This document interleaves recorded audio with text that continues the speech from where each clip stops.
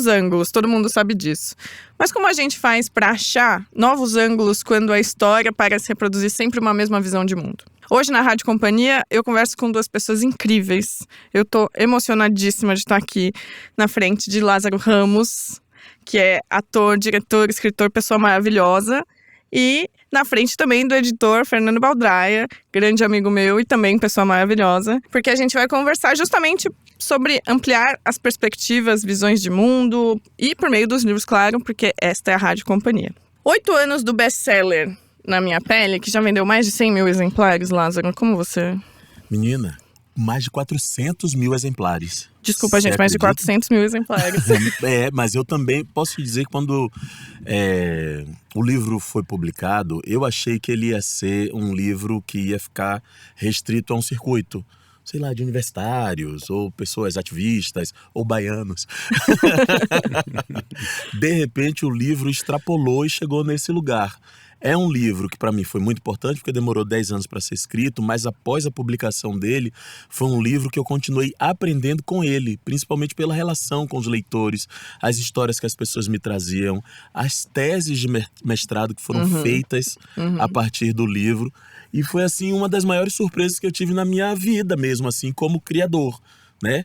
Claro que o cinema, o teatro me trouxe muitas alegrias, mas esse lugar do Na Minha Pele é muito especial. Esse vai ser um papo muito especial e a gente vai falar disso porque, enfim, tem outro livro que está saindo agora e que mais 400 mil, 800 mil, 1 milhão logo mais. Mas a gente fala disso daqui a pouco. Aliás, vocês já ouviram a voz do Lázaro? Queria agradecer, Lázaro, por você estar aqui. Seja muito bem-vindo à Rádio Companhia. E também, claro, né, vocês me ouviram começar falando da palavra ângulo. Vocês podem até ter pensado, nossa, mas por que ela tá falando ângulo nessa frase que nem faz tanto sentido? Vai fazer sentido porque a ângulo é também uma palavra que dá nome a um novo projeto da Companhia das Letras, que é comandado pelo Fernando Baldraia, um projeto comandado pelo Fernando Baldraia, editor de diversidade aqui na Companhia, e que ele vai contar melhor. Eu não vou entrar nesse mérito, ele é a melhor pessoa para explicar, mas que vai ser muito legal e vai mudar muita coisa no mercado editorial. Bem-vindo, Fernando. Obrigado pelo convite. Bom, então é isso, né? Eu já dei uma adiantada, a gente vai falar sobre o novo livro do Lázaro, sobre o novo projeto da companhia, né, a Ângulo. E a gente vai falar de várias outras coisas, porque, é claro, é uma conversa muito especial, estou muito animada. E quem sou eu? Eu sou a Stephanie Roque, essa é a Rádio Companhia, o podcast que respeita a sua inteligência e alimenta o seu amor pelos livros. Para quem já escuta a Rádio Companhia e, na verdade, agora também está vendo a Rádio Companhia, a gente costuma apresentar os nossos convidados a partir do que eles leem. Então, são 3 perguntas simples, que nem sempre é simples, mas eu falo que é simples para vocês se sentirem mais à vontade. São 3 bombas, né? Eu quero saber de vocês qual foi o último livro que vocês leram, o livro que estão lendo no momento e qual vocês têm recomendado para as pessoas, que é um livro muito bom e que vocês têm que passar para frente. Vai quem? Vai você, Fernando? Vai você primeiro. Tá bom, porque talvez a gente seja o mesmo livro, né? Não vai ser, eu mudei. O que eu li recentemente, eu também entrei no universo do Edouard Louis, Quem Matou Meu Pai. Eu comecei a ler, fiquei fascinado e fui para os outros 2 também. O que eu estou lendo, Salvar o Fogo, do Itamar, que comecei agora, estou apaixonado de novo, como tudo que me apaixona dele, né? E, no geral, quando eu falo assim, um livro que tem que ler é sempre um defeito de cor. Mas dessa vez, eu vou indicar um outro. Um defeito de cor continua sendo o livro da minha vida, do meu coração. Mas tem um autor que eu resgatei, que não é brasileiro, inclusive, chamado David Lodge. E tem um livro dele chamado Em Terapia, que é muito legal. Ele ficou na moda uns anos atrás, de repente os livros dele sumiram, mas é muito legal. Ele é autor também de um livro dele que foi muito famoso, chamado Invertendo os Papéis. Olha, Pronto. Em Terapia eu já vou sair daqui comprando o livro, assim, só pelo título já me agradou. Ih, mas não tem nada terapêutico, tá? Vou avisando logo. Como sempre, né? Essa é mais ou menos a ideia. E você, Fernando, esses 3 livros que você pode indicar pra gente? Não, a gente ia falar do mesmo livro, porque eu também eu li 2 livros, 2 últimos livros ao mesmo tempo. Um era o Edouard Louis, mas o Monique se Liberta, outro livro sobre a mãe dele. O Ainda Estou Aqui, por razões óbvias, junto com milhares de outras pessoas Nossa, no o primeiro Brasil. Oscar. Li ainda o Ainda Estou Aqui. E o próximo livro que eu vou ler é um livro que chama Perifobia, que é da Lília Guerra, uma autora daqui da periferia da Zona Leste de São Paulo. E o que eu sempre recomendo, nossa, é dificílimo recomendar livro. Eu tenho uma mania, então eu falei, eu vou trapacear um pouco, porque eu tenho uma tríade de livros que eu inclusive compro, deixo em casa um sobressalente para dar de presente, que é o Krenak, a Conceição e a Eliana Alves Cruz. Então, na verdade, eu falo, olha, livros que vocês precisam ler. Trindade Santa. Esses três. Exato. Esses três. Krenak, Conceição Evaristo, Becos da Memória, Solitária da Eliana Alves Cruz e Ideias para Adiar o Fim do Mundo do Krenak. Tudo perfeito. Pacotinho de presente. Abençoadíssimo. Bom, aí então, hoje os nossos convidados sempre se apresentam desse jeito, mas hoje a gente também vai pedir uma outra apresentação, porque primeiro, o livro do Lázaro acabou de sair, então a gente queria que ele também contasse para as pessoas que ainda não puderam ler o livro sobre o que é o Na Nossa Pele, né? Continuando a conversa. E para o Fernando, o que é um editor de diversidade? Então, essa apresentação é mais introdutória mesmo, mas é justamente para a gente estabelecer o ritmo do papo. Então, primeiro, Lázaro, você me conta um pouco mais sobre o novo livro e depois você, Fernando, explica o que, afinal, você faz na Companhia das Letras. Na Nossa Pele, eu acho que ele já é um aprendizado que eu tive com os leitores de que mesmo o primeiro livro não era meu. Era um livro que todo mundo dizia assim, parece que eu escrevi, eu me identifico muito, me senti acolhido. Então ele já chama Na Nossa Pele, porque ele traz alguns dos temas que tem no primeiro livro, que são a luta antirracista, formação da nossa identidade, algo de biográfico meu, mas dando um salto no tempo. Ele anda um pouquinho até aqui onde a gente está, entendendo os novos dilemas, mas principalmente tentando encontrar novos caminhos para a gente enfrentar esse nosso tempo, né? Ele tem muito da história da minha mãe, que é uma história que estava um pouco sonegada no primeiro livro e que o tempo passou, eu acho que eu amadureci um pouco para conseguir olhar essa mulher incrível que ela foi. E ele fala muito sobre estratégias que a arte pode nos oferecer para a gente enfrentar todos os nossos dilemas. Eu gosto de contar ele assim, desse jeito. Mas é muito engraçado que cada pessoa que lê diz que ele é sobre um outro assunto. Então, assim, o que eu tentei foi isso, mas você, leitor, vai saber melhor do que eu. Muito bom. E você, Fernando? Você, aliás, a gente vai falar disso daqui a pouco, mas você foi uma das primeiras pessoas na editora a ler o livro novo do Lázaro, né? Mas a gente já fala disso. Primeiro, me conta, você é um editor, mas não é qualquer editor, você é um editor de diversidade. Conta um pouco mais sobre isso. É super difícil, na verdade, de explicar, porque não existia, né? A palavra diversidade, na verdade, começou a entrar no vocabulário das pessoas, vamos dizer, mais nos últimos 10 anos e tal. E eu entrei na companhia em 2020 e o desafio é... Porque livros das mais diversas pessoas, de pessoas negras, de pessoas de orientação sexual diferente, todo bom editor, toda boa editora faz. Então, em princípio, não precisava existir o cargo de um editor de diversidade. O ponto é que até onde a gente conseguiu enxergar, não só no Brasil, mas no Brasil e no mundo, os livros de pessoas negras, de pessoas de orientação sexual diferente, não chegavam, na verdade, onde deviam chegar, não eram publicados, eram uma minoria. Então, a função de você ser editor de diversidade, em princípio, tem a ver com isso. Mas o ponto é que só ter isso como ideia não resolve o problema. E daí, quando a gente falar da iniciativa Ângulo daqui a pouco, aí dá para explicar na prática o que é possível fazer quando você leva a diversidade para além do mero gesto de editar os livros, bons livros das mais diferentes pessoas. Eu acho que é um pouco isso. Lázaro, a gente estava falando que o Na Minha Pele já vendeu, então, mais de 400 mil exemplares. Tem uma coisa também que ele é distribuído em biblioteca, em escola, né? Um livro que atingiu muitas pessoas. Isso é muito louco pensar, né? Atingiu muitas pessoas, a gente pensa nessa quantidade de gente, é muito grande. Agora você lança um novo livro 8 anos depois, e muita coisa aconteceu nesses 8 anos. Tanto teve um avanço muito grande no debate, como teve muito mais iniciativas e políticas públicas a respeito de mais igualdade racial, entre outras milhares de coisas que aconteceram, como a pandemia, claro, e um governo que a gente não vai mencionar aqui, mas enfim. Muita coisa aconteceu. Como você pensa justamente nessas mudanças e como isso se refletiu no seu livro? Assim? O que esses 8 anos estão impressos nas novas páginas do livro? Nossa, vamos lá.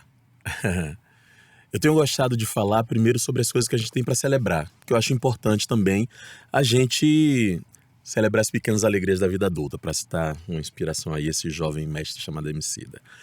Então, nesse caminho aí, algumas coisas lindas aconteceram, como, por exemplo, uma entrada maior de pessoas nas universidades, pessoas pretas nas universidades, que trazem outro ponto de vista, novas teses, uma presença importantíssima para a academia no Brasil. A gente tem uma afirmação através da estética, que é importantíssimo a gente falar isso, porque há pouquíssimo tempo atrás a gente estava tendo gente que não conseguia assumir os seus traços e não se achar belo, bonito, potente, capaz de ocupar todos os lugares e todos os espaços com a estética que for melhor e mais conivente para você mesmo. Isso é importantíssimo. No audiovisual, a gente tem visto iniciativas cinematográficas, a gente tem visto um maior protagonismo nas novelas. Isso tudo é de se celebrar. Não é que está resolvido, mas são coisas para se celebrar e é um outro tempo. Porém, como a gente debateu esses temas muito recentemente, claro que existe uma reação, né? De desqualificar o debate, de achar que tem uma reclamação de barriga cheia, de achar aquela velha frase que sempre diz, né? Que é mimimi, que é só uma reclamação, ao invés de encarar de frente, olhar e a gente pensar que projeto a gente pode construir junto. Né, que se trata um pouco disso, né? Quando a gente tem coragem de debater as nossas feridas, a gente tenta mediar para criar um projeto coletivo. Sim. Então essa mediação está muito em risco, que é a minha grande preocupação. No livro, o que é que eu tentei fazer? Entendendo o que a gente está vivendo, eu tentei atualizar. Algumas coisas eu estou falando a mesma coisa com outras palavras, porque alguns termos caíram em desgaste natural, né? E outras coisas eu entendi que a gente precisa mudar um pouco a estratégia. Inclusive me dando o direito de falar algumas coisas que eu não falava no primeiro livro, como por exemplo, saúde mental, que é um tema que eu não tocava e que eu não pensava, inclusive, tá? Quando eu lancei o Na Minha Pele, eu não pensava nesse tema. Eu vinha pensar porque eu tive burnout, porque eu fiquei adoecido. Um outro tema que eu não falava era muito sobre o direito à individualidade também. Eu acho que a gente tinha umas pautas coletivas e por isso fez com que a gente em algum momento precisasse dar as mãos e se igualar um pouco. Esquecendo que apesar de fazermos parte de um mesmo grupo, uma mesma comunidade, a gente tem direito à individualidade também. Então é um pouco isso que eu estou tentando trazer com o livro, mas na perspectiva de continuando a conversa. A conversa não está encerrada e eu acho que é muito legal quando a gente consegue conversar isso fora dos momentos de crise. O livro se propõe a isso. Excelente. Você como leitor do livro, Fernando? Ih, não faz isso. Na minha frente. Não, eu até... Eu vou juntar já essa pergunta, porque eu acho que a pergunta que eu fiz pro Lázaro e pro Fernando sobre o livro do Lázaro tem tudo a ver com, na verdade, uma coisa que eu tô pensando que eu quero te perguntar é que você não tá no mercado editorial há muitos anos, assim como eu também não estou. Nós somos recentes no mercado. Mas, sem dúvida, nós sempre fomos leitores e a gente sabe que nem sempre autores negros tiveram um espaço nesse mercado. Era um mercado muito restrito, enfim, temos muitas críticas para fazer ao passado. Então eu também pego carona, né, nessa ideia, tanto da sua leitura do livro do Lázaro, dos dois livros, quanto de como mudou. Você como editor, agora editor, percebe quais são essas mudanças que acontecem no mercado. Tudo isso que eu já enumerei para o Lázaro, também no mercado editorial, isso é um reflexo direto, né? Então eu queria te perguntar sobre isso, sobre essas leituras, essas novas possibilidades que se abriram, em contraponto a um passado que era bem puxado. Pois é, em alguma medida a gente digamos assim, em tempo real, isso que o Lázaro estava falando agora. É fruto também de uma entrada de uma geração de pessoas negras que conseguiu entrar na universidade, terminar os seus cursos na última década, basicamente, sobretudo de 2004, 2006 para cá, com a implementação mais rigorosa de ações afirmativas. E o que eu tenho... Nos últimos anos, o que eu acho que é importante que dá para ver, assim, sobretudo comparando quando a gente estava, sei lá, quando a gente era mais adolescente, mas nos últimos anos, a gente tem algumas coisas bem concretas que eu acho que a gente pode marcar. Por exemplo, a consolidação de uma editora como a Malê, do Wagner Amaro, a gente tem uma editora que é a editora da Conceição, da própria Eliana Alves Cruz, que está aí, fez 10 anos, firme e forte, faz uma diferença enorme você ter dentro da ecologia do mercado editorial uma editora como a Malê. A gente tem um fenômeno, como você também estava dizendo, o Itamar Vieira Júnior. A gente tem autores e autoras negras que os best-sellers, que talvez há 20, 30 anos dificilmente a contemplar uma literatura como a do Itamar, é o grande fenômeno literário do primeiro quarto de século no Brasil.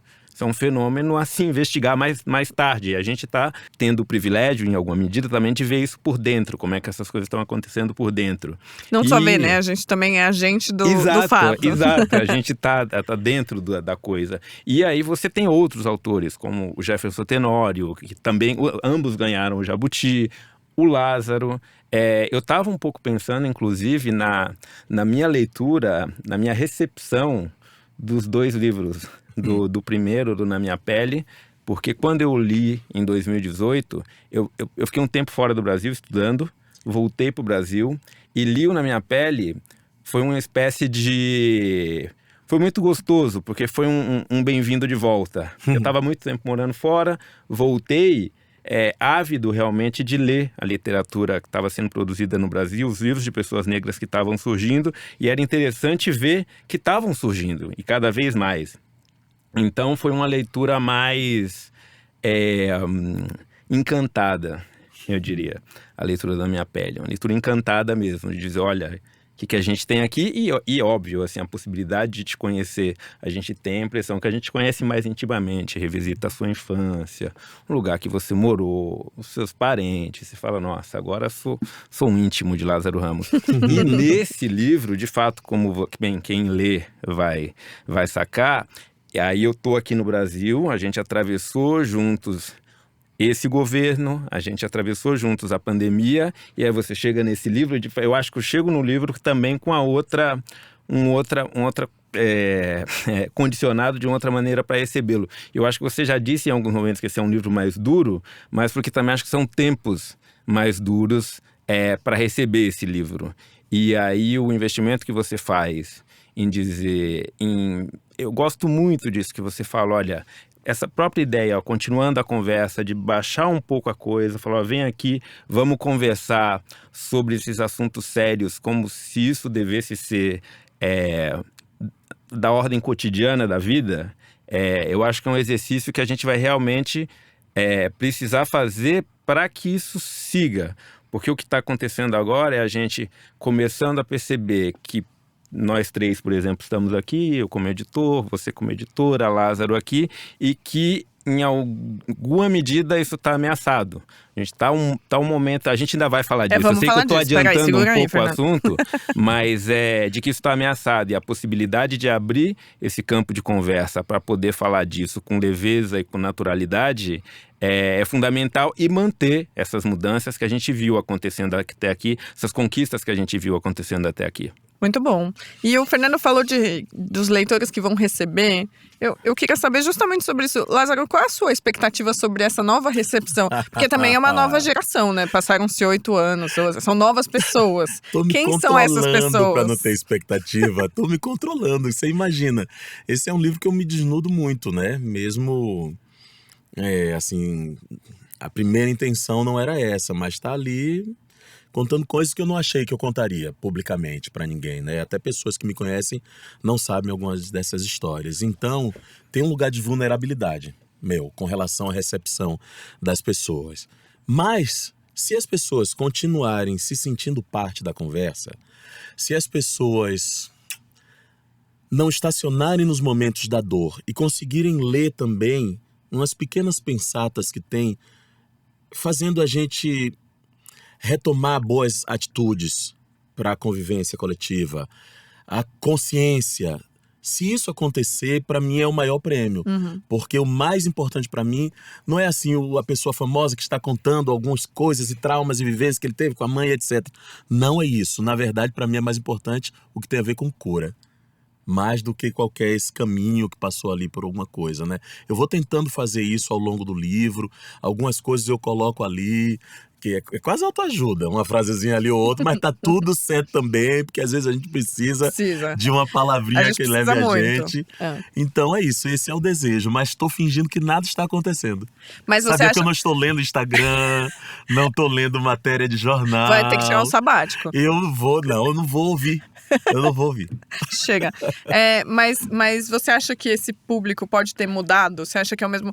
Eu fico pensando muito na Dona Diva, que, né, com Na Minha Pele, a Dona Diva foi uma figura muito importante, porque foi um dos primeiros vídeos que viralizaram também sobre o debate que o livro proporcionou, a Dona Diva na Flip, muito emocionante, é realmente foi um momento muito emocionante, e a Dona Diva faleceu no começo desse ano, né? Mas nós sabemos que, a Dona Diva, ela era, em certa parte, representante de uma geração, e agora tem uma nova geração aí.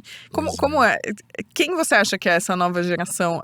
É o mesmo público? É um público maior? É um público mais jovem? Primeiro eu queria dizer que eu acho muito lindo você colocar a Dona Diva nessa geração, porque de fato né? Porque assim, se por um lado a gente tem uma juventude que chegou aí se afirmando, né, criando outras conversas, Dona Diva naquele momento disse assim, olha, eu vivi isso tudo na minha vida, mas hoje se inaugura uma nova pessoa. É o que ela sempre falava, essa fala não é minha e eu vou respeitar. Então eu acho lindo, porque eu acho que representa muito esse momento. Um momento que todos nós dissemos assim, opa, peraí, vamos colocar nossa voz no mundo mesmo, qual é o meu projeto de vida, com quem é que eu vou me agrupar? Né? O que é que eu vou questionar que está posto aqui como o lugar que o Brasil deve ocupar? Não, tem coisas aqui que a gente quer dizer para o mundo. Eu acho muito lindo, inclusive, ter vivido esse momento, tá? Assim, a Flip foi inesquecível. Clipes musicais que eu vejo de vez em quando, eu falo, caramba, esse clipe é da nossa época, que coisa linda. Mandume, sabe? Sei lá, Amarelo. Sim. Mandume é magnífico, pra caramba, né? Pois é, então é um momento muito lindo. Acho que mudou. Acho que tem uma necessidade da gente fazer autocrítica, que eu acho que é importante, assim, tanto para os nossos desejos individuais quanto coletivos. Eu acho que é um tempo que requer atenção, porque não tem jeito, tá vindo aí uma corrente de tentativa de silenciamento desses assuntos de novo, que é muito forte, inclusive com o poder econômico, né? Tem o poder econômico nisso também, e isso faz toda a diferença, você ser viável economicamente para continuar lutando por aquilo que você acredita. Mas, como dentro de mim mora um Lazinho adolescente, que já viu muita coisa por aí, eu continuo dizendo assim, vamos dobrar a aposta, minha gente, vamos lá, agora não dá mais pra voltar pra trás não, vamos nessa, o caminho é esse. Eu tô meio assim, pode ser que esteja meio poliana aqui, mas eu tô dizendo, vambora. Olha, eu te garanto que não é poliana, porque eu acho que o Fernando pode provar que ele dobrou a aposta também aqui na companhia, criando a Ângulo. Mas aí, já falei da Ângulo 1000 vezes, deu uma enrolada. Fernando, você que vai falar e fala agora. O que é a Ângulo? Explica esse projeto que vai ser, realmente, na minha visão, revolucionário. Poxa, espero que seja. Eu vou colocar ele, assim, Eu entrei na companhia em 2020, né? Eu acho, só rapidamente, porque, enfim, é muito louco gravar podcast, porque você tem que ir... Eu não sou artista, né? Eu não sou ator, tem que ir organizando em tempo real o que você vai falar. É basicamente assim, quando, ali no pós-George Floyd, no meio da pandemia, todo o debate no mundo inteiro sobre antirracismo, ele ficou cada vez mais agudo, cada vez mais incisivo, teve uma série de iniciativas no Brasil e mundo afora de certa maneira, criar esses departamentos, esses cargos de diversidade e inclusão. Qual que é o ponto? Isso, evidentemente, não é uma acusação contra as empresas.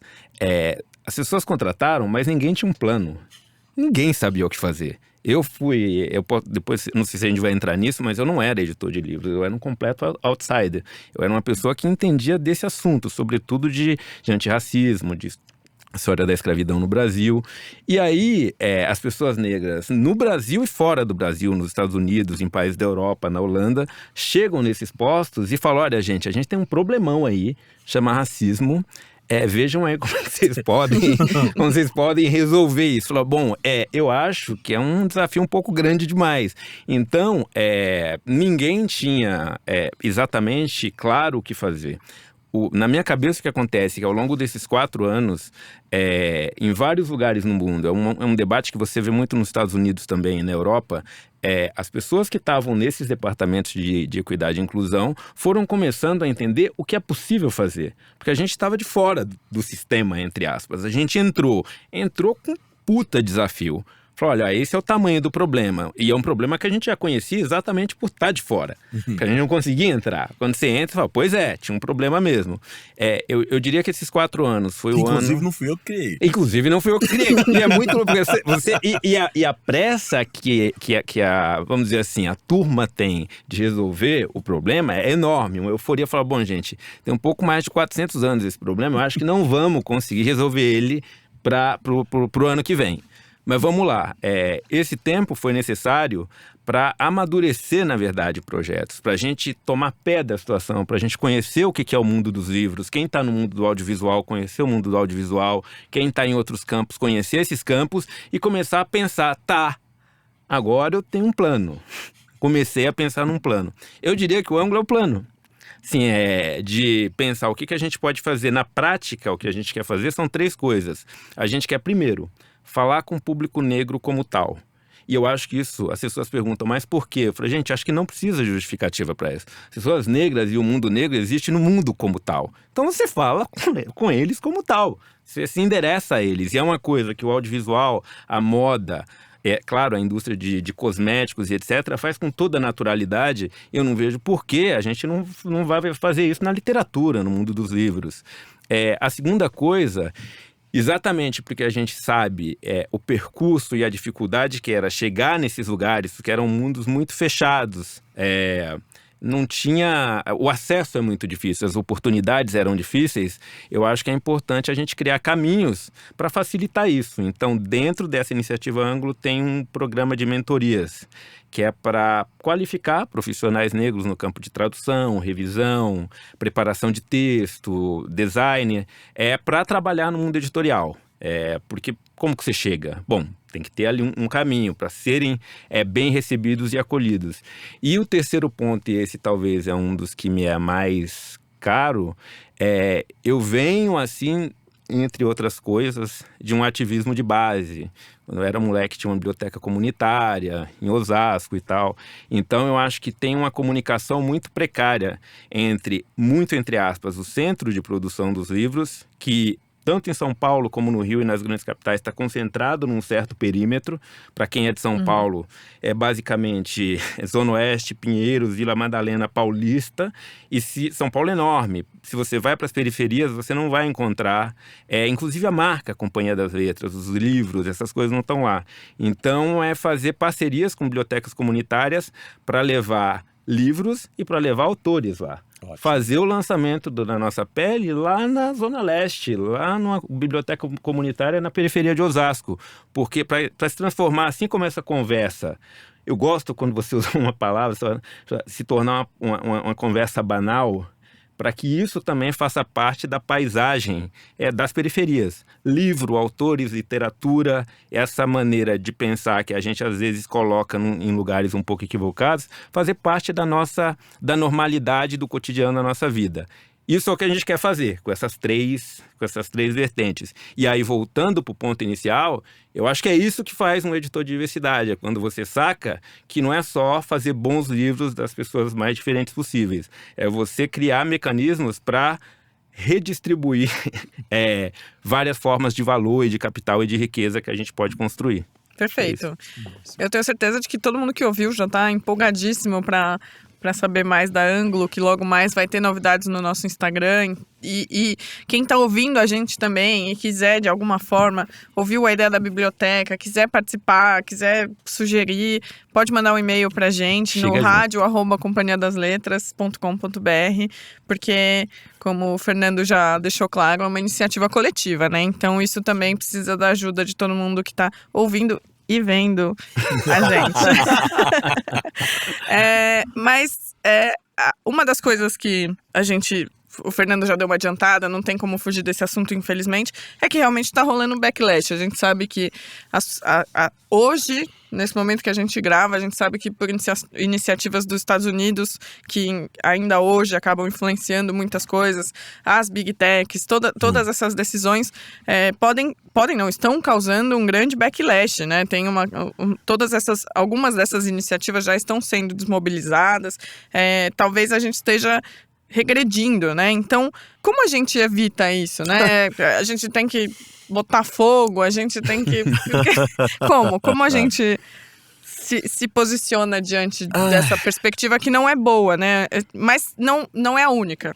Já que estamos falando de ângulo, a gente também não pode se prender só na parte negativa, mas a gente vai ter que falar disso também. Existe esse backlash. E aí?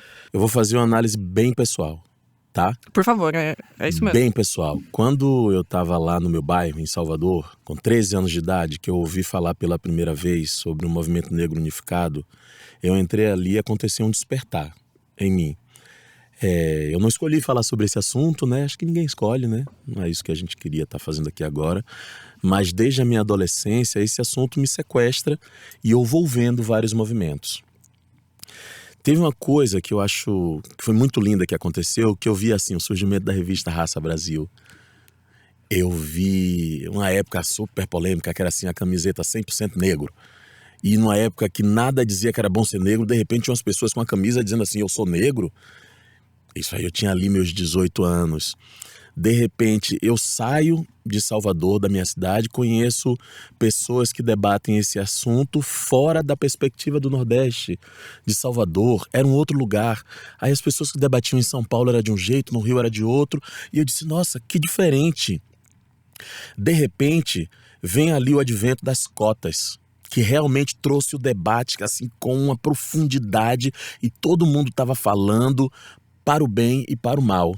Algumas pessoas tornando o tema incompreensível e outras dedicando sua vida a isso. E de repente veio uma coisa que inundou a gente. Acho que a gente tem alguns exemplos, como assim a cultura, através das músicas, das obras audiovisuais, através da estética, de novo eu falo, e eu comecei a sorrir, eu falei, caramba, o futuro chegou, o futuro é isso aí. E de repente uma sensação de solidão que eu tinha profunda sumiu, porque eu comecei a encontrar outras pessoas. E não eram só artistas, eram pessoas em outros lugares, debatendo, pensando aquilo. Isso foi muito lindo. É difícil lidar com esse tempo de agora por isso. Porque em algum lugar, apesar de ser uma pessoa bastante racional, passa uma sensação de que a primavera negra está por aqui, então está tudo resolvido.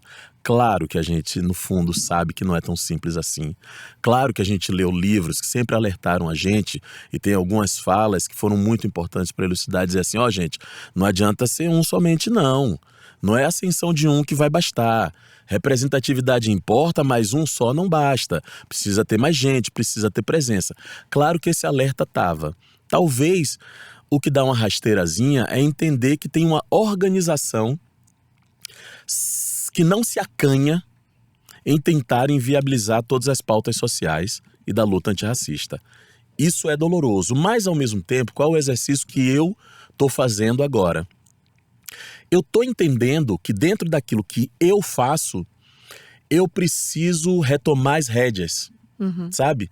Então isso tem influenciado o quê? Nos filmes que eu escolho fazer. Isso tem influenciado o quê? No que é que eu vou escrever na minha literatura. Isso tem influenciado em quê? Como eu vou ser ativo na escola em que meus filhos estudam. O que é que eu vou estar debatendo, falando, fazendo. Eu estou entendendo que eu não vou conseguir vencer a guerra. Está mais difícil vencer essa guerra.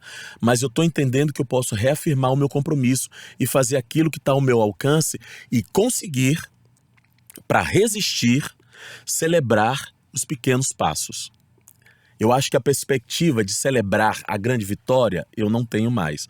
Mas os pequenos passos, as pequenas conquistas, as pessoas que eu conheço, as estratégias novas que apareceram, têm sido um alimento. Olha aí, vocês que estão ouvindo, já perceberam, né, que qual é o tom do livro do Lázaro, né? Tem muito dessa questão de realmente celebrar, engajar e ir pra frente. Não tem, né, esse lado que a gente às vezes fica para baixo.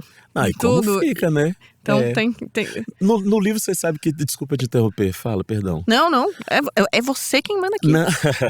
Não, é porque você trouxe um ponto que, assim, no primeiro livro eu falava muito em sonho, né? Tem umas pessoas que tatuaram essa frase, que é seu lugar é onde você sonhar estar. Acho que foi uma frase muito necessária até ali 2017. Hoje em dia, no livro tem uma frase nova que é assim: o seu futuro vai ser a utopia que você construiu hoje.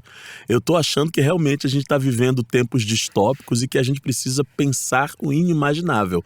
O exercício que eu estou me colocando é justamente esse. Fernando, e você? Eu acho que eu vou pegar o gancho daí, só vou fazer um comentário, o Lázaro falando de ver a revista Raça surgir. Eu lembro que eu vi essa revista aparecer, e aí, molequinho ainda lá, quando eu comecei a fazer capoeira com uns 18 anos, aí um dia baixou o pessoal da revista Raça lá no grupo de capoeira, e eu saí na revista. Falei, pô, bom. Você ainda tem essa revista? Eu tenho um Nossa. exemplar guardado, 97, Manda uma eu foto acho. aí pra gente... 97, eu tenho que achar, mas tem Minha algum primeira lugar capa lá de em revista casa. foi a Raça também. Eu falei, não, mas eu não Olha, saí se a na Raça capa, quiser eu entrar em saí contato- anônimo desculpa, lá dentro. posso imagina. falar? Mas os meus amigos que saíam anônimos lá dentro viravam popstar na Bahia, tá? É, Era uma pois é. fotinha ali no canto de uma sessão e saí já botou você pra minha popstar. Saí fazendo um bicozinho de papagaio de capoeira lá, falei, nossa, tô na revista. Mas enfim, voltando pro assunto, eu vou fazer o exercício inverso um pouco do Lázaro, tentar pensar uma coisa que é um pouco exercício de uma maneira menos, quase impessoal. O que me deixa um pouco irritado nesse retrocesso e nessas coisas, eu acho que tem... eu acho que o que eu tento é fazer, como é que a gente pode... o que a gente pode fazer diante disso? Não me sobra outra alternativa, meio que tentar explicar, né, como é que a gente lê isso. Eu acho que uma maneira de ler o que está acontecendo agora é, sobretudo, descrever o que está acontecendo como uma espécie de falácia mesmo. Só explicar, gente, o que está acontecendo é fruto de um mal-entendido gigantesco. E que mal-entendido é esse?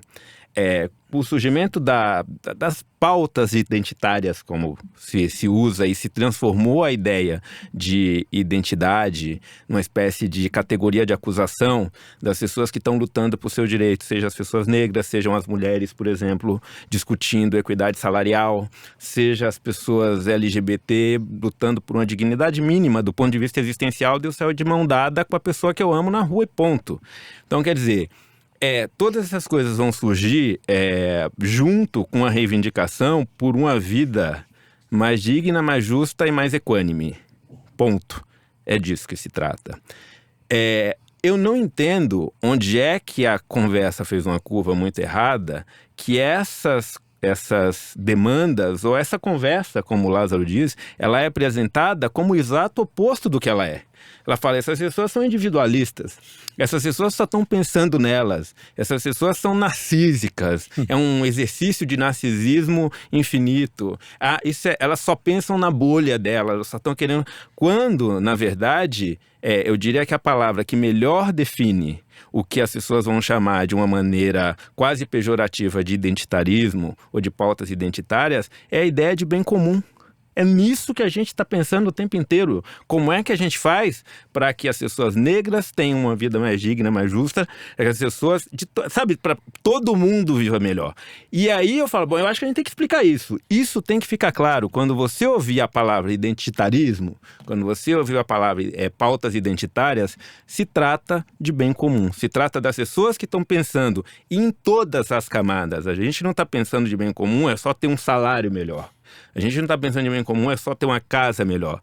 A gente consegue pensar desde a qualidade psíquica, que é você ter essa, digamos assim, essa tranquilidade existencial de estar bem no mundo com o seu corpo, com o seu cabelo, com a sua opção sexual, até o salário que você ganha, até as condições, com a sua orientação sexual, até sabe assim? Então, se a gente conseguir explicar para as pessoas que as coisas estão sendo postas de ponta cabeça, na verdade, se construir uma falácia em torno do que é as pautas identitárias, a gente pode pensar que elas podem ser essa nova utopia.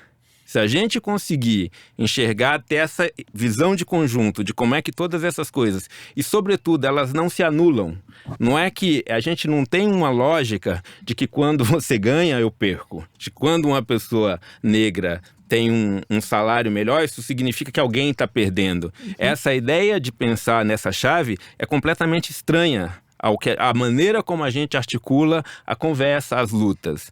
Eu acho que isso é uma coisa que a gente tem que repetir, deixar claro, quase que numa tentativa de se reapoderar da ideia de identidade, de quase assumir. Não, eu acho que tem um debate sobre identidade e se trata disso, se trata de construir um mundo melhor baseado na ideia de bem comum. É dessa maneira que eu leio, né? E aí o que a gente pode fazer para rebater isso são essas ações práticas, como a gente está tentando fazer na Ângulo, como a gente faz com os livros, como a gente faz na vida. Eu acho que esse é o caminho, não sei. Não ia falar, mas eu vou falar. Não, e tem uma coisa que eu tenho pensado muito, é que assim, eu tenho pensado muito em projeto de nação, projeto coletivo, né? Qual é o plano para o nosso futuro, né? A gente está com tantas transformações que está acelerando tudo, só para dar um exemplo, inteligência artificial. Vai mudar tudo. Mudou tudo. E a gente está justamente perdendo tempo e jogando talento fora. Porque quando você pensa, por exemplo, nos últimos anos, como algumas empresas trataram o tema diversidade, ela tratou reconhecendo saberes. Tiveram empresas que encontraram novos mercados. Tiveram empresas que encontraram soluções para problemas porque tinham outras pessoas com outros pontos de vista dizendo: ei, mas peraí, isso aqui, eu vivi isso, eu sei isso aqui e mudou. E várias empresas tiveram muitos benefícios com relação a isso. Só para dar uma ideia, quando a gente interrompe isso, esse trazer mais gente para a roda de conversa, de decisão, a gente está atrasando o país. Eu tenho muito essa sensação. Eu tenho muito a sensação de que a gente está jogando saberes fora, né? E é justamente o que a gente mais precisa no Brasil. E vou falar bem de Brasil. Nosso território brasileiro está precisando fortalecer os seus talentos para a gente conseguir ter um projeto de nação, senão a gente vai ser atropelado.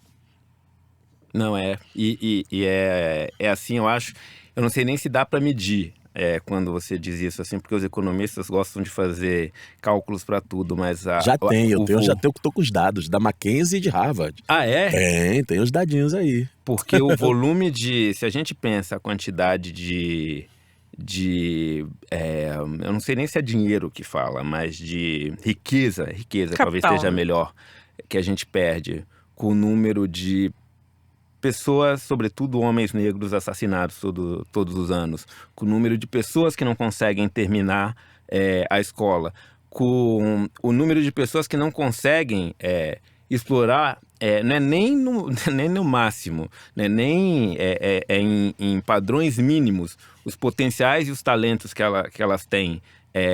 Brasil afora, mas eu digo isso, eu moro na periferia de Osasco e olho muito pela janela e convivo ali com as pessoas, falo assim, o volume de riqueza que a gente deixa de produzir para esse bem comum, por conta disso, é muito maior, provavelmente, do que a riqueza que se produz e se acumula na mão desse 0,1%, desse 1% mais rico no Brasil e no mundo, que é o outro lado, digamos assim, de onde é que está indo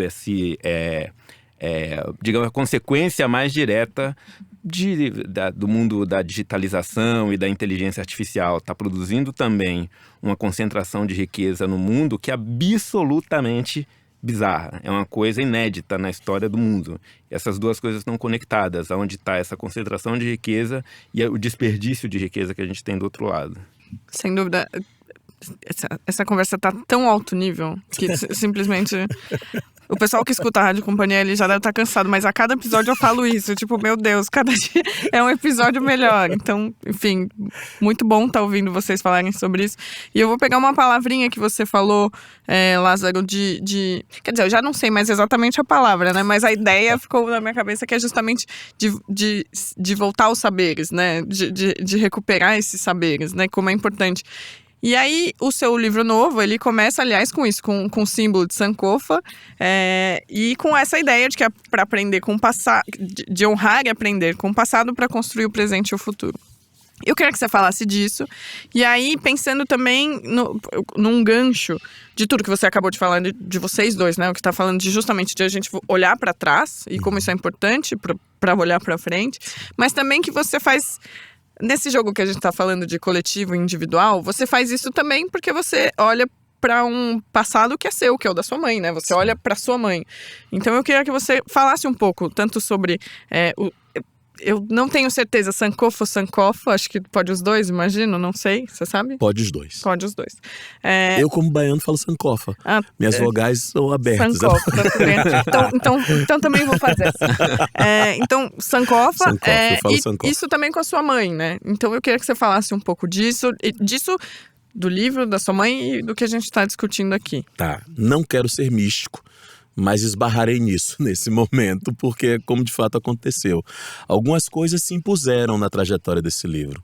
Ele não era uma continuação do Na Minha Pele, ele era um livro que eu estava analisando muito o efeito da cultura durante a pandemia e como isso ajudou as pessoas a seguirem aquele momento tão difícil, né? Então eu estava fazendo um mapeamento de que práticas artísticas tinham na minha vida, mas que poderiam servir a qualquer profissional, em qualquer área. Chegou um momento, eu comecei a lembrar da minha mãe, que quando adulta, se estudando, ela começou a fazer teatro. E eu comecei a lembrar de que efeito isso tinha na vida dela. De uma vida muito dura ali, trabalhando de domingo a domingo como empregada doméstica, em situação que não era adequada, mas quando ela fazia teatro, a minha mãe brilhava. E aí, a ancestralidade foi colocando minha mãe devagarzinho na história.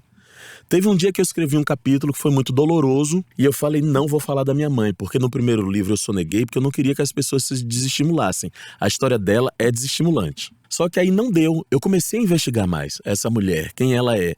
E aí eu passei por um lugar que era após a dor. Não que ela tenha sumido, mas entender que a minha mãe não pode ser definida só por isso. E aí a ancestralidade disse, menino, olhe direito quem foi sua mãe, pergunte por aí, quais são as luzes que ela trazia para você? E aí ela se impôs. Nessa relação do agora, que era muito concreto da pandemia, com o passado que vinha através da mãe, Sankofa se estabeleceu. Então os símbolos de Adinkra começaram a vir. E eu comecei a fazer uma brincadeira. De cada capítulo que eu tinha escrito, eu dizia assim, o que será que um símbolo Adinkra já disse sobre isso? O que é que a Adinkra já falou sobre beleza? O que é que a Adinkra falou sobre liberdade e emancipação? E estava tudo lá. Não estou inaugurando nada, os saberes estão todos lá, eles estão se conectando. E para finalizar, a parte mais linda é a capa. Porque a capa não era para ser isso. A capa era para ser o outro lado do meu rosto, para juntar na livraria e formar um rosto inteiro. A gente fez essa foto aí meio que para dar para a imprensa. Todo mundo achou linda, vamos nela, será? Mas aí vai perder a oportunidade do marketing, da pessoa juntar a capa no rosto, que foi tão lindo lá em 2017. Aí eu chego numa exposição em Salvador, no Museu da Cidade, e tinha uma exposição temporária falando sobre a revolta dos malês e os malês, e associando com o nosso tempo. Ó, de novo, ancestralidade, presente, tudo junto, tudo ao mesmo tempo. E lá teve uma frase tão linda, que era uma foto parecida com essa minha aqui, de um homem malê, e do lado estava dizendo assim, muita gente acha que a revolta dos malês foi uma derrota. A gente não pode contar essa história assim, porque foi a primeira vez que um grupo de pessoas negras se juntou para falar sobre liberdade e emancipação. Na verdade, é o começo da vitória. Aí eu falei, lindo. Tá bom, a capa vai ser essa. Então, repetindo, não quero ser místico, não estou fazendo isso aqui. É totalmente liberado, eu sou jovem mística. Ótimo. Pode. Mas assim que essas nossas raízes foram se juntando. Que lindo, Lázaro. Lindo. E Fernando, pensando também no Sankofa, como é olhar para trás para autores negros mais antigos? A gente na companhia tem recuperado alguns, tem vários que estão também sendo recuperados por outros lugares. Como isso se enquadra na perspectiva da Ângulo, assim, de também olhar para trás, não só para novos autores, mas talvez autores antigos? Ah, não, isso tá no âmago da Ângulo. Uma coisa que a gente quer fazer a companhia tem um belíssimo catálogo de autoria negra. Um catálogo pequeno, se a gente toma o conjunto de autores como... E aí não é uma coisa que... Como eu vivo falando do Brasil e do mundo, eu gosto de ficar fazendo isso para que a gente não tenha a impressão de que a conversa sobre equidade racial, antirracismo e sobre a condição das pessoas negras no mundo, no Brasil, ela tem uma singularidade, como se fosse assim, incontornável, assim, o Brasil é muito parecido em outras partes do mundo que acontece no Brasil. Mas só para voltar, a gente tem, por exemplo, sei lá, Chinua Achebe no nosso catálogo, e não tem um livro, tem meia dúzia de livros. A gente tem praticamente a Toni Morrison inteira. A gente tem um belíssimo livro que aparece no Medida Provisória, o Entre o Mundo e Eu, da Ta-Nehisi Coates. E esses livros, na verdade, o que eu quero fazer, olhando para o passado, ou seja, olhando em termos de editora, olhando para o nosso catálogo, eu acho que África vai ocupar, já tem ocupado e vai ocupar um lugar cada vez mais importante nos debates sobre o futuro do mundo. Porque por algumas razões mais ou menos particulares, mas uma delas é porque a África é um continente que ainda não, e esse ainda não sei nem se ele é muito bem colocado, mas que ele não, devido a uma série de questões, inclusive intelectuais e de como se pensa o mundo, não entrou nessa verve predatória e desse mundo sintético e industrial que todos os outros continentes praticamente embarcaram. Aquilo que por muito tempo foi considerado uma espécie de atraso, não, a África não entrou na modernidade, precisa se modernizar, precisa se industrializar, gradativamente, como acontece com os povos tradicionais no Brasil, se mostra como uma espécie de vantagem relacional diante do mundo que está se autodestruindo, assim, né? É um projeto um pouco suicida. Olha, tem uma parte do mundo que não comprou essa conversa. Então, se a gente quer olhar para utopias no mundo, talvez a gente precise olhar com muito mais cuidado para as populações originárias no Brasil. Não é à toa que está aí o Krenak escrevendo os livros que ele está escrevendo, que o livro do Copenau tem sido tão lido, e a África está aí. Então, a ideia é um pouco olhar para esses autores e mostrar... Minha aposta é que esses autores, publicados lá atrás, eles é que vão apontar o futuro. Então, por isso que eu olho para o catálogo e eu quero trazer de volta esses autores e ligar eles com o que está acontecendo na ordem do dia, porque eles já estavam na ordem do dia.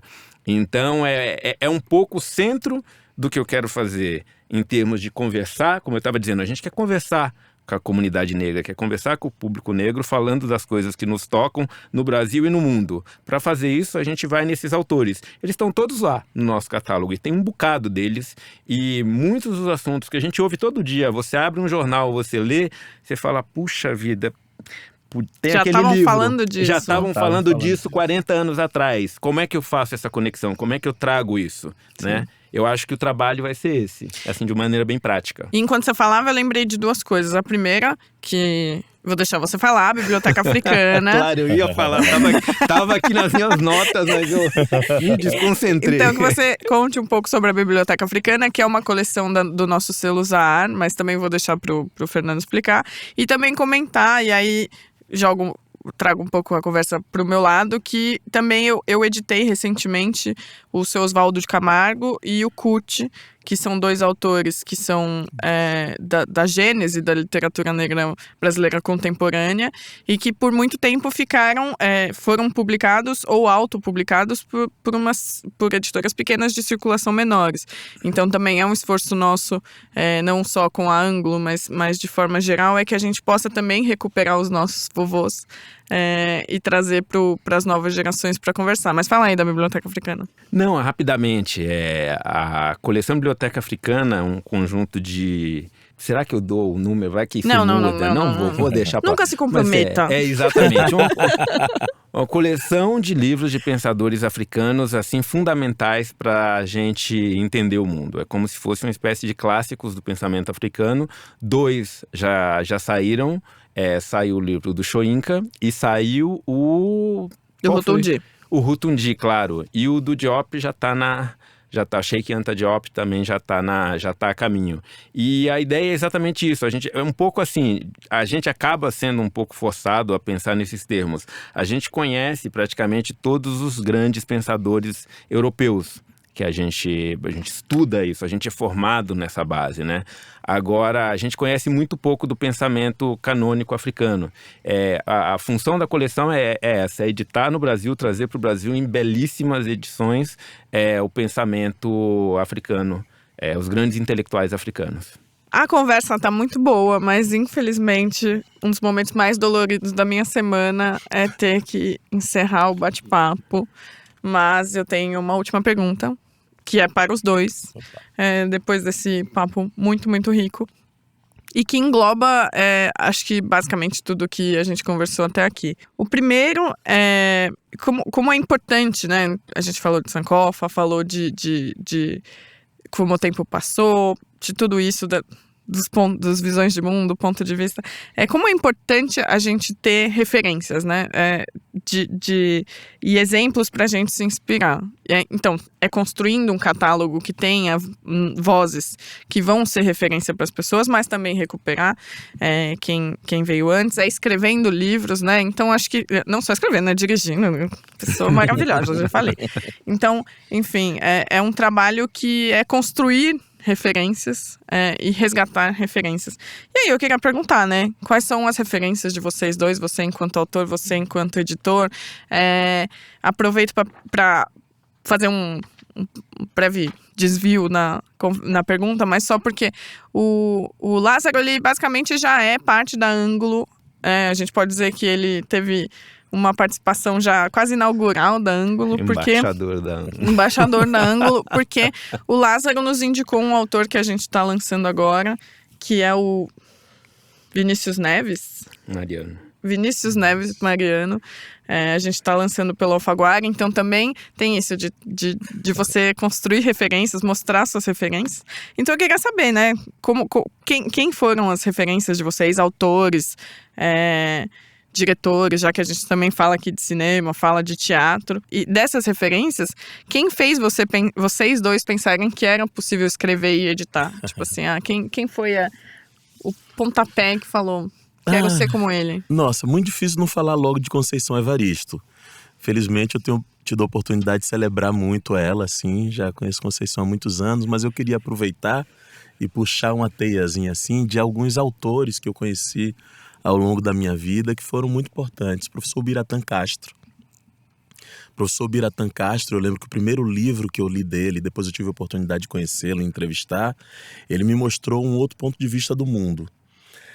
Sueli Carneiro, há anos atrás, acho que segunda temporada do programa Espelho, eu encontro a Sueli e eu digo, meu Deus do céu, olha o que nós somos também, sabe? Muniz Sodré, professor Muniz Sodré, que inclusive eu tive a oportunidade de tomar aula com ele. Numa situação muito bacana que foi... Eu fui fazer uma novela e eu falei assim, queria tomar um pouco de aula sobre Nossa Senhora. E eu ia para casa dele e ele me apresentava livros, ele me dava livros dele e ele me provocava, ele fazia eu pensar. E aí chegou uma hora que já não servia mais para novela, não tinha nada a ver com a novela, tinha a ver comigo. Aí eu ia para casa dele para nada, para escutar. Então esses grandes mestres aí eu sou grato eternamente, mesmo. E você é mestre de muita gente, né, também, né? Não tenho idade pra isso. Não desculpa. É verdade, não. Mas, olha, a gente tem aqui como exemplo, né, realmente a ponte que você fez pro Vinícius chegar na gente, ser publicado. Vini é um autor olha aí. Muito legal. Ele é um ótimo autor, fiquei feliz de poder ter apresentado. E queria dizer que, assim, eu quero estar na Ângulo agora que tem um lugar formal, porque a gente esse ano, tá, só pra você saber, pra gente conseguir lançar o Na Nossa Pele, a gente teve que inventar coisas que a Ângulo faria, tá? Então amanhã a gente tá aqui na periferia de São Paulo, no dia que a gente tá gravando. Salvador a gente vai conseguir fazer também um monte dessas atividades, justamente porque pela consciência de que é importante que essa palavra circule em todos os ambientes, né? Então eu queria celebrar o surgimento da Ângulo e dizer que conte comigo. Obrigado. É a coisa mais chique do que essa. Nossa senhora, agora ficou, botou até uma pressão. Não, mas agora, entendeu? Não é que eu nunca achava, eu já achava já acho que o negócio vai mesmo, assim. E a gente não falou do slogan, né? Da onde que vem a palavra ângulo. Eu vou falar rapidinho. É exatamente disso, de ser negro é um ângulo de visão. É uma maneira de estar, eu estava falando com o Lázaro aqui um pouco antes nos bastidores, que eu sou capoeirista, desde a adolescência. Eu também. E eu vi desde o Madame Satã. No Madame Satã eu olhei e falei, tá lá, meu parceiro de capoeira, é verdade, né? Você é capoeirista. Verdade, eu aprendo uma coreografia bem que é uma beleza disso, sabe? Não, É só porque essa coisa de ser um ângulo de visão é uma coisa interessante, porque é mais do que olhar, é como você se coloca no mundo. E isso vem muito da capoeira. Acho que todo jogo depende de como é que você se encaixa, de como é que você acha o ângulo de entrada do movimento, o ângulo de saída da esquiva. É daí um pouco que vem a ideia de ângulo ser uma maneira de estar no mundo e ser um jeito negro de estar no mundo, um ângulo de visão. Mas referências, não tem jeito. Então, a minha grande referência, assim, na vida, assim, intelectualmente, que foi, de certa maneira, quem me levou para o lado dos livros, foram primeiro os livros em si, mas o Machado de Assis é realmente uma grande referência. Eu lembro de ter lido com 17 anos, não como um autor negro. Isso é fundamental, entender a curva que o Machado de Assis vai fazer para se transformar num autor negro. E quando eu o descobri negro, isso foi absolutamente revolucionário. Mas não tem jeito, Mano Brown, assim, grande referência para quem estava na periferia de São Paulo. Doutor Mano Brown. Doutor Mano Brown, exato. Agora, eu acho que o Racionais foi realmente uma escola intelectual para quem foi jovem.